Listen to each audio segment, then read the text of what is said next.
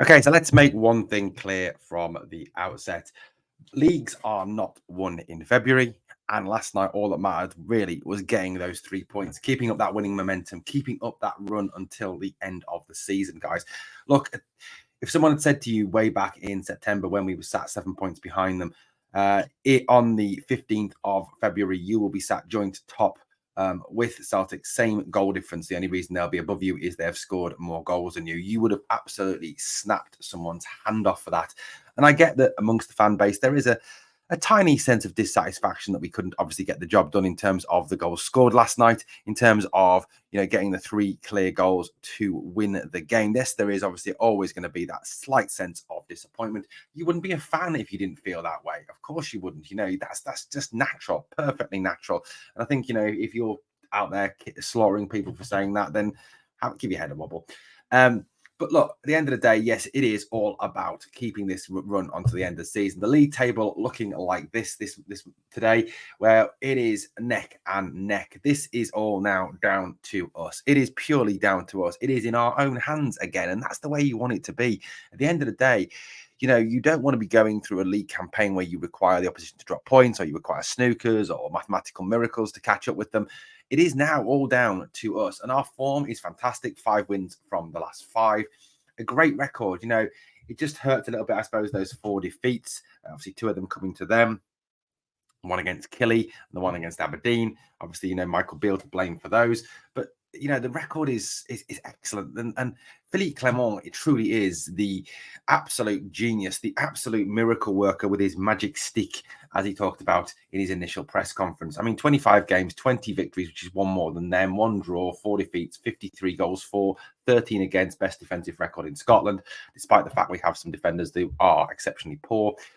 40 goal difference, 61 points. It's neck and neck. It's all to play for. Now, last night we statistically absolutely battered Ross County. I mean, has anyone ever seen a game like that? It was virtually a shot every 2 minutes. If you look at it, that statistically, I know football is not obviously played on paper. It's not played with statistics. It's played with actual real life goals, with actual real life people on an actual real life pitch. But look at those facts and figures from last night. Getting away from the top line, which obviously is the 3-1 victory, a great victory, a top quality victory. 43 shots, 43 shots. I mean, that is just mad. It is absolutely mad. You kind of sat there. I don't know about you, but after the game last night, and you sat there and you kind of thought, what have I just watched? What have I just witnessed? And how was it only 3-1? I think that's the question. The other thing as well, over 50% of our shots were on target, which is excellent, 23. I suppose the only thing you've got to kind of question amongst that is the conversion rate. I mean, yes, you would like them to be a little bit more clinical. Yes, you would like them to absolutely batter somebody at home. I think that is always the desire, isn't it? With when you go to watch Rangers, is that with this caliber of performance we are currently putting in, a 13% conversion rate is not not what you're looking for. You're looking for a slightly higher conversion rate on those chances. I mean, yeah, we missed a good few chances, and we'll talk a little bit about those in this video. Plus that penalty that was never given. 72% possession, again utterly dominant. 601 passes. 86% pass accuracy. And the other stat that stands out for me is the one right at the bottom there. 20, count them, 20 corners. Unbelievable. But only to score 1 goal from a corner is just not good enough, realistically. I think we can all kind of say that we need to work something on set pieces. It's interesting, isn't it, that we went from doing the in-swingers to doing the out-swingers again. It was actually from an out-swinger that we scored the goal. Tav's excellent pinpoint delivery from the right, and a great header by Big Soapy to make it 3-1. So, yeah, it was obviously an out-swinging corner, but it kind of seemed to me we kind of went in-swinger, and stop, out-swing. There was no variation there. What I'd like to see from Rangers is a little bit of variation, mix it up a little bit. Don't just do the same corner all the time. And also maybe as well, vary who takes them. It doesn't always have to be Ridvan or Tav. Let's see Cantwell take a corner. Let's see Lawrence take a corner. I'm sure both of them are more than capable of taking corners. They're both excellent players. I think one thing we do have to do, though, as fair-minded football fans, is give a big shout out to Wickens, their goalkeeper last night. I thought he was absolutely excellent. I mean, he played the game of his life. I mean, that is a game that he can sit there and tell his grandkids about. I mean, it was absolutely first class. he was brilliant. I mean, if it had not been for him, it would have easily been 16-17-1. I honestly believe that. So fair play to him last night. A great performance by their goalkeeper. You know, 2 goals from Cyril Dessers. I want to talk about Dessers. I'm going to do that shortly. And not everyone's going to like it, but hey, hang on for that. Hang on to my hats. I'm going to get slaughtered. I don't care anymore. Right, let's pick out a couple of players. You know, yes, a good performance. Yes, a 3-1 victory. I want to talk about some players in particular from the game last night. Rather than go and break down the game stage by stage, which everyone else does, I want to talk about some particular players from last night's game. Let's start off by talking about Tom Lawrence. Now, Tom is someone who's had his injury problems, hasn't he? He really has had his injury problems. I think, you know, a lot of us can agree that Tom is a brilliant player. Tom's a great player. I love Tom Lawrence. I think Tom Lawrence is brilliant. I think what he brings to the team when he's in it is just first class. His ability to carry the ball forward, his ability to pick out a pass.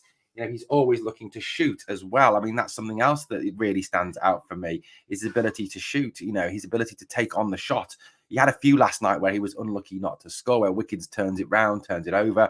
You know, again, Tom Lawrence was absolutely superb. So for me, Tom Lawrence had a really good game. I mean, look at his heat map from last night. Here's his heat map. I mean, he was everywhere. It does seem that, you know, that role that he's learning in terms of picking the ball up deeper, playing in that slightly deeper role really seems to be suiting him. And I thought he was absolutely fantastic last night. And he linked well with Todd Cantwell. He linked the defense, the midfield, and the attack very well. And I think, you know, if we can keep this guy fit, and if obviously I think, you know, he's unlikely to play on Sunday against St Johnstone, if we follow the same pattern of this recovery plan that Clement has in place for Jack and for Lawrence, which seems very different to what managers have done in the past. You know, it does seem like this is the situation that we're going down.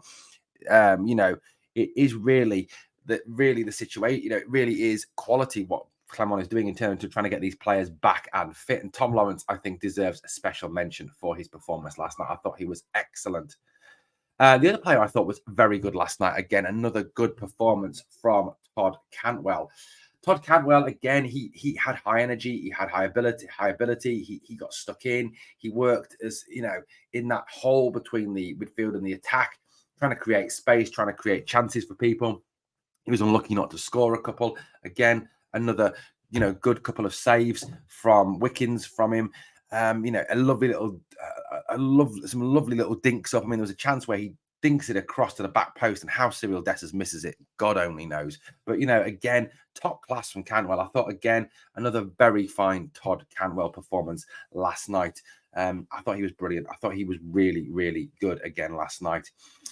Interesting substitution as well at halftime, bringing on Oscar Cortez for Rabbi Matondo. I mean, Rabbi was decent in the first half. He got at defenders well. He created chances. He missed an awful lot, which is a bit concerning. I mean, on any other day, Rabbi could have gone home with a match ball by half time. I mean, that was a real situation there. So that was a little bit disappointing. But Cortez came on. I thought Cortez was absolutely class when he came on. He picked the ball up. He worked centrally. He worked out wide. He took players on. He was exciting. He got fans off their seats.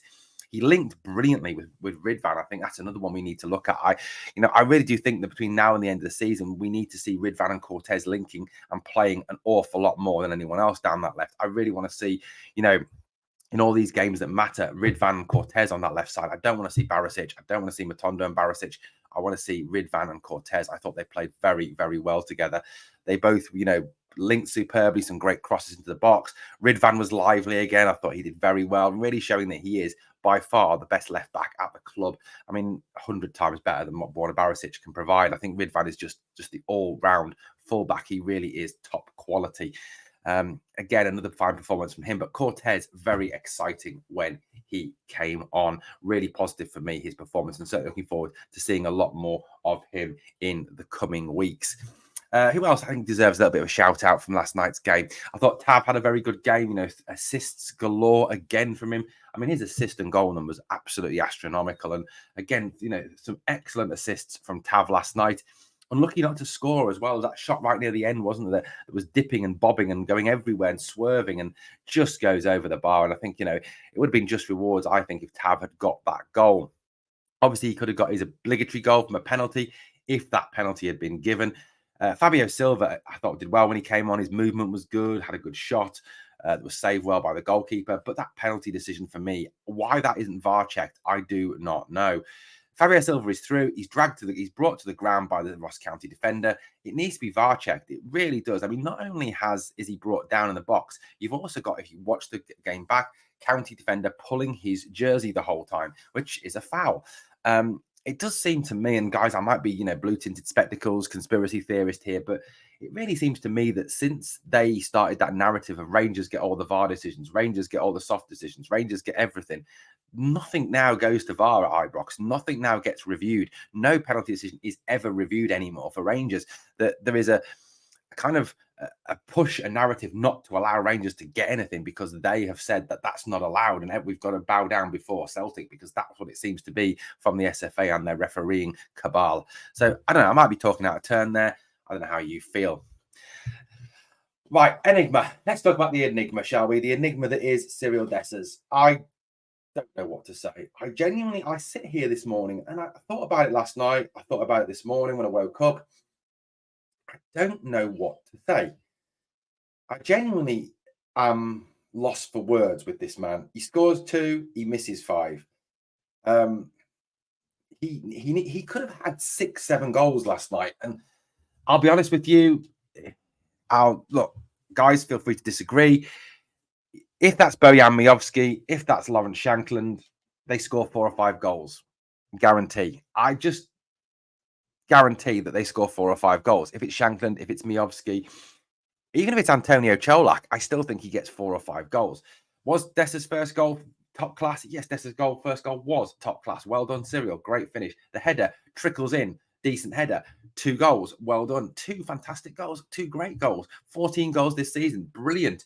But how many misses? Just how many misses? And I got absolutely slaughtered for pointing this out on Twitter last night. I got called a Celtic fan because I pointed out that Dessers misses a lot of chances. I mean, seriously, man. I mean, so you're telling me I'm wrong? Dessers doesn't miss a lot of chances? He does miss a lot of chances. He is an enigma. He is an absolute enigma.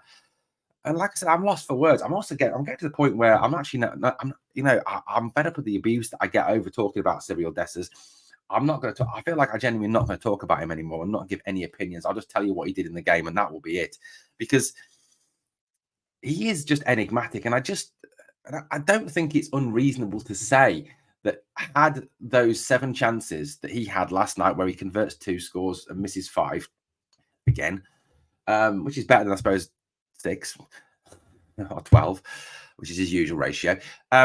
If they fall to Miovski, if they fall to Shankland, if they fall to Cholak, they end up in the back of the net. I think you'd be looking at 4 or 5 goals from the striker in that situation. Do strikers score every chance? No, of course they don't. But should they be taking easier chances?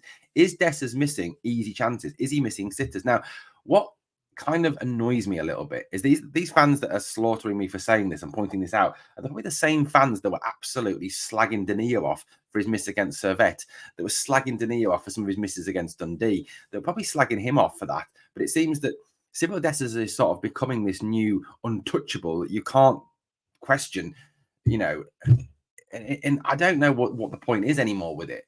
I genuinely don't.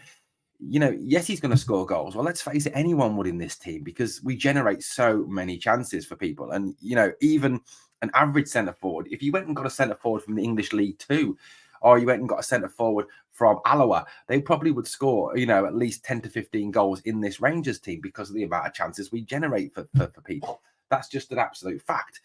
Like I said, last night, that's Miovski, that's Shankland. You're looking at 4 or 5 goals there easily from the striker and not as many misses. Some of those misses last night were bloody criminal. I mean, the one where Cantwell dinks up to the back post and he's at the back post, all he's got to do is attack the ball like a real centre forward and put his head to the ball, and it ends up in the back of the net, and he just doesn't do either. He kind of just jumps, lollops, falls, and it kind of, I think, hits off his shoulder and goes wide.